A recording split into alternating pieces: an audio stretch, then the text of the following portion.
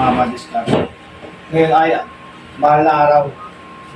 Ngayon ay Wibis Santo.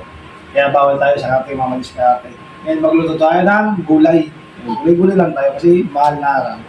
Magdidinding tayo. Kung tawagin sa amin ito ay malunggay, yung bunga po yan.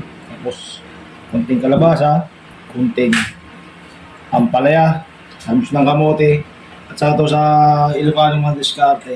Meron naman dito tabing namin, mini garden, papait kung tawagin. Ngayon, sasagot natin yung madiskarte ng leftover nating paksiw kagabi. Pero ito na natin yan. Para hindi naman masayang, sasahog natin sa dinengdeng. Yan. Ngayon, paparisan natin ngayon madiskarte ng ukoy. Ayan. May hipon tayong maliliit dito, tapos kakaiwalan natin ng konting kalabasa din, tapos sibuyas.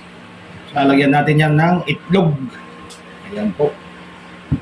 Ayan po ang ating ulam ngayong Wibis Santo. Magnilid muna tayo sa karne.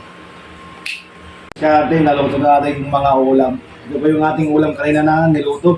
Ang ating dilingding. Sinugan po natin yan ng leftover na pritong galunggong. Malunggay, bunga, kalabasa, kamote tops, saka ampalaya. Tapos ito naman diskarte ang ating tawag dyan ng okoy. Sinakan pa naman diskarte na ganyan, itlog, kamote tops, tapos kinayod na kalabasa. Tapos ilagyan natin ng cornstarch, tapos itlog. Yan, prito natin, crunchy na sama ng diskarte. Ang sarap niyan. Wow! Ang harap.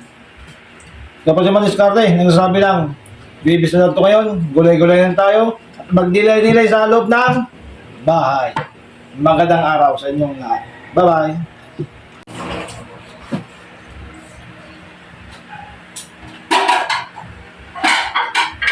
Hindi na si Meryl.